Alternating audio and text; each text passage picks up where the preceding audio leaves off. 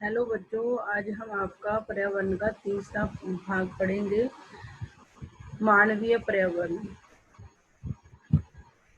आपने पर्यावरण का मीनिंग समझ लिया। पर्यावरण को मनुष्य कैसे बदलता है, जीवीय, अजीवीय और प्राकृतिक पर्यावरण क्या है, स्थल मंडल, जल मंडल, जीव मंडल, संजीव मंडल, परितंत्र, ये सब आपने पढ़ लिए हैं। अब हम मानवीय पर्यावरण पढ़ेंगे।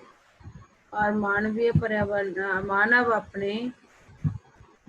मानव अपने पर्यावरण के साथ पारस्परिक क्रिया करता है और उसमें अपनी आवश्यकता के अनुसार परिवर्तन करता है। मानव अपना जो आसपास होता है उसके साथ पारस्परिक क्रिया करता है।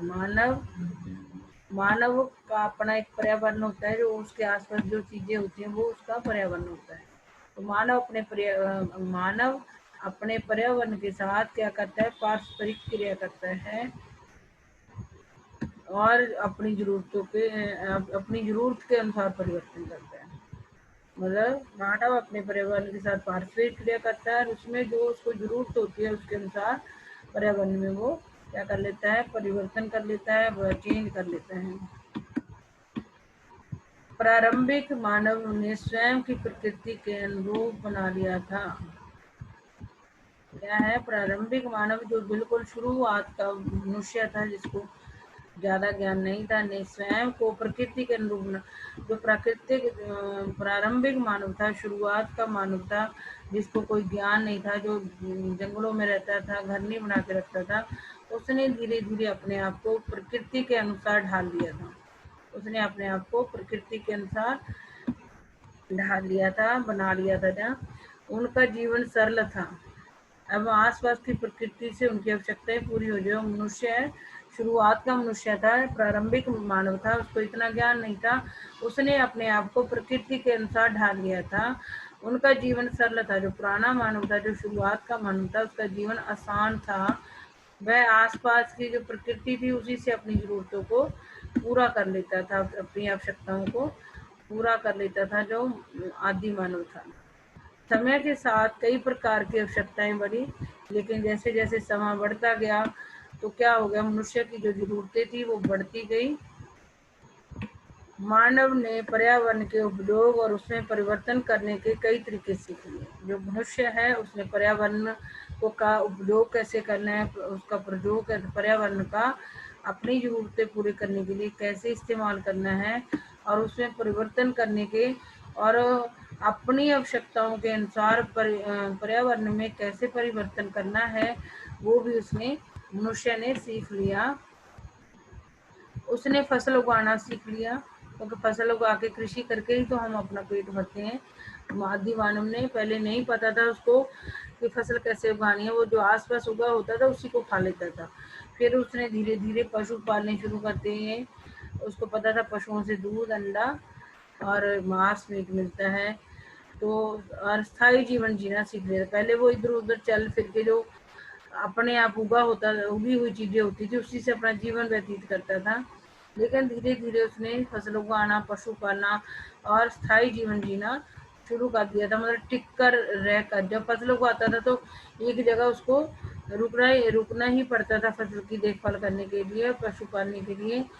फिर उसने एक स्थायी जीवन, मतलब एक जगह रहकर जीवन जीना सीख लिया था। वही एक आविष्कार हुआ, आदि मानव ने किया करा।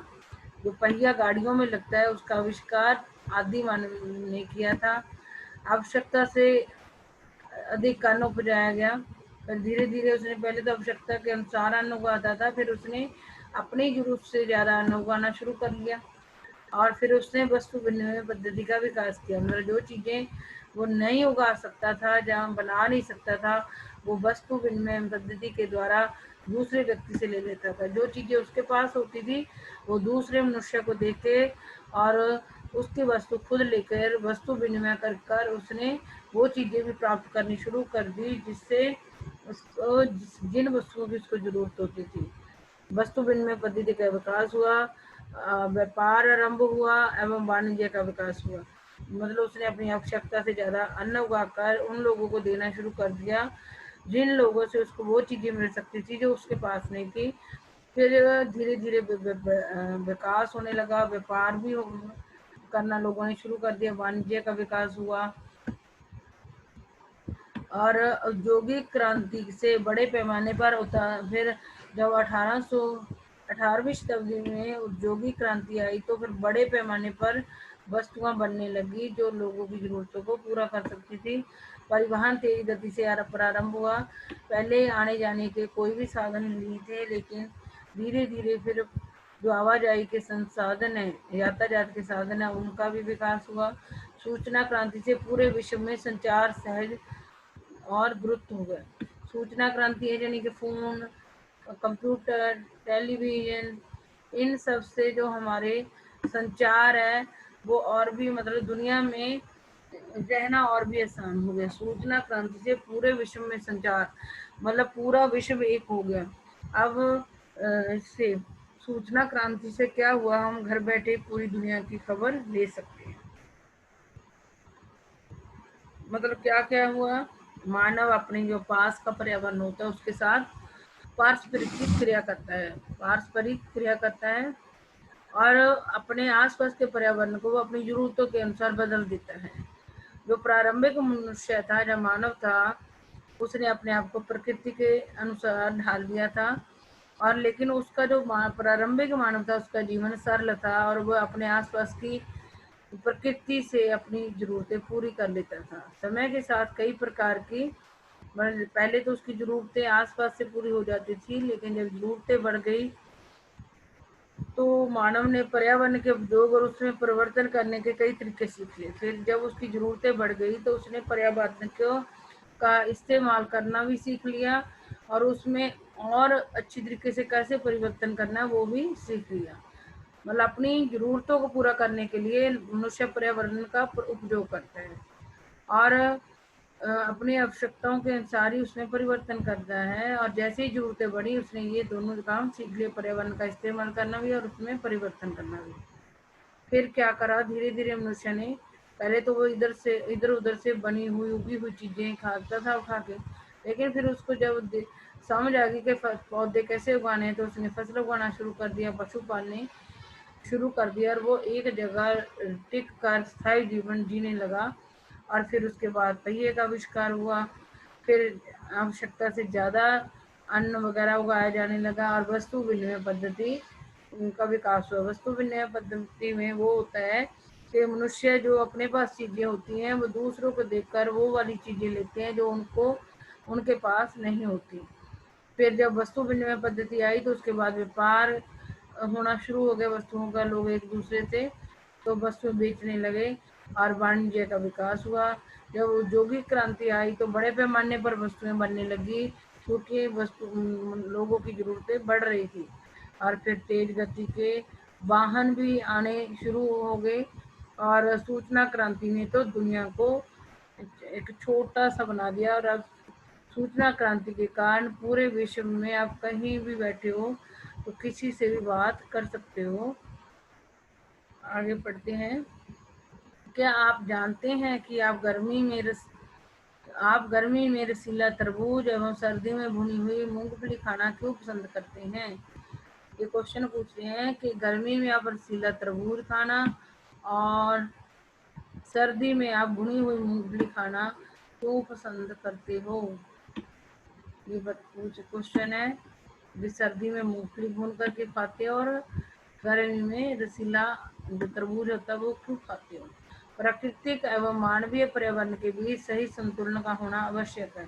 प्राकृतिक जो प्रकृति से जो चीजें हमें मिलती है रहने खाने सांस वगैरह लेने के लिए, और मानवीय पर्यावरण मानव जहाँ पर मानव रहता है, तो दोनों प्रकृति और मानवीय प्राकृतिक पर्यावरण और मानवीय पर्यावरण में संतुलन होना जरूरी है। मानव को पर्यावरण के साथ समरसता से रहने और उसका उपयोग करने सीखना चाहिए। मानव को पर्यावरण के साथ समरसता, मानव को पर्यावरण का इस्तेमाल इस तरीके से करना चाहिए कि प्राकृतिक पर्यावरण आने वाले जो लोग हैं उनके लिए भी बचा रहे।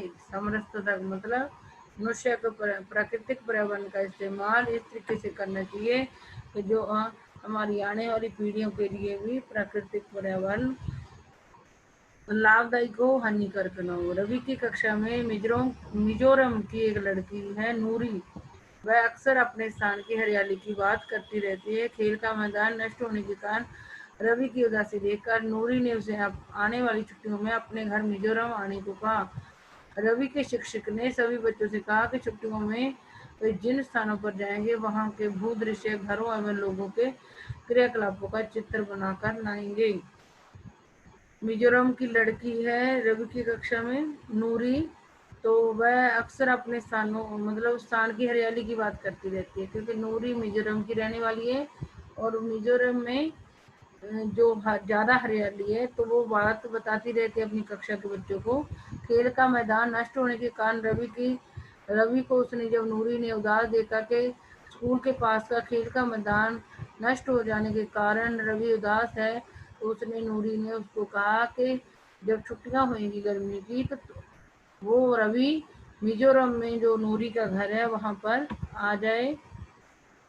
और शिक्षक ने बच्चों को काम दिया कि जब तुम छुट्टियों में कहीं भी जाओगे घूमने, तो वहाँ के भूदृश्य, घरों एवं लोगों के क्रियाकलाप का चित्र बनाकर लाएं। वहाँ की भूमि कैसी है, घर कैसे हैं और लोग कैसे क्रियाकलाप करते हैं, उन सारे चीज़ों का चित्र बनाकर लाने को शिक्षक ने बच्चों को दिया। और इस तरीके से हम ये चैप्टर हमारा खत्म हो गया। परितंत्र क्या है, प्राकृतिक पर्यावरण से आप क्या समझते हो, पर्यावरण के मुख्य घटक कौन कौन से, ऊपर आपको मैंने पढ़ा दिए। मानव निर्मित पर्यावरण के 4 उदाहरण दीजिए। स्थल मंडल क्या है, पढ़ लिया आपने। जीवीय पर्यावरण के 2 प्रमुख घटक क्या है, जैव मंडल, ये सब। और ऐसे क्वेश्चन आ सकते हैं कि इनमें से कौन सा प्राकृतिक परितंत्र नहीं है, इनमें से कौन सा मानवीय पर्यावरण का घटक नहीं है, इनमें से कौन सा मानव निर्मित पर्यावरण है, और इनमें से कौन सा पर्यावरण के लिए खतरा है, इनमें से कौन सा प्राकृतिक परितंत्र नहीं है। वर्ण और मरुस्थल तो प्राकृतिक, लेकिन ताल किसने बनाया, मानव ने, इसलिए ताल प्राकृतिक नहीं है। इनमें से कौन सा मानवीय पर्यावरण का घटक नहीं है, स्थल, ये स्थल तो प्राकृतिक का है ना, तो स्थल नहीं है। तो धर्म और समुदाय मानवीय पर्यावरण का घटक है। इनमें से कौन सा मानव निर्मित पर्यावरण है, पहाड़ प्राकृतिक है, समुद्र प्राकृतिक है, सड़कें किसने बनाई है, मानव ने बनाई है। इनमें से कौन सा पर्यावरण के लिए खतरा है, पादप वृद्धि, जनसंख्या वृद्धि, फसल वृद्धि। पादप पौधे बढ़ेंगे तो हमारा वातावरण शुद्ध होगा, तो ये तो हो नहीं सकता खतरा। और जनसंख्या वृद्धि, फसल वृद्धि भी हमारे लिए अच्छी है, लेकिन जनसंख्या वृद्धि वो हमारे लिए खतरा है। तो मतलब हमारे लिए जनसंख्या बढ़ना खतरा है। जनसंख्या ज़्यादा बढ़ेगी तो पर्यावरण को नुकसान पहुंचेगा उनकी ज़रूरतों को पूरा करने के लिए। आगे पढ़ते हैं, इसका ये बनाना है, मिलान करना है। तो जैव मंडल किसको कहते हैं, जैव मंडल ये हो गया वह संकीर्ण क्षेत्र जहाँ स्थल, जल एवं वायु पारस्परिक क्रिया करते हैं। जहाँ पर ये तीनों होते हैं, जल, स्थल और वायु, वो होता है जैव मंडल।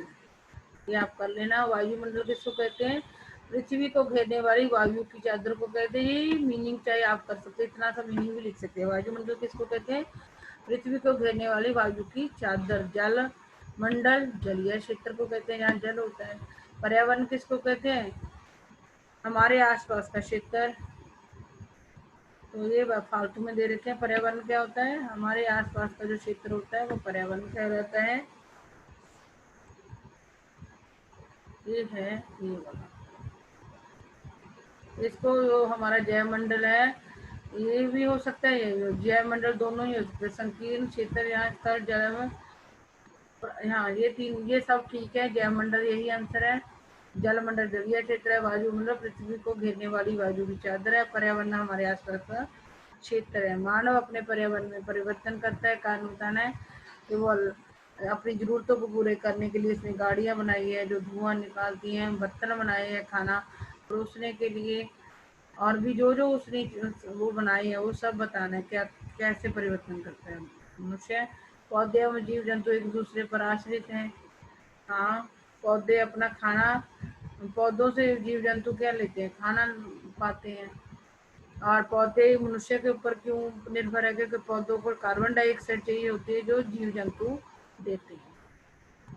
तो ये हमारा चैप्टर आज खत्म हो गया। आगे का चैप्टर मैं आपके लिए कल शुरू करूँगी नया, वो भी हिस्ट्री वाला जो हमारे सेकंड यूनिट में आएगा।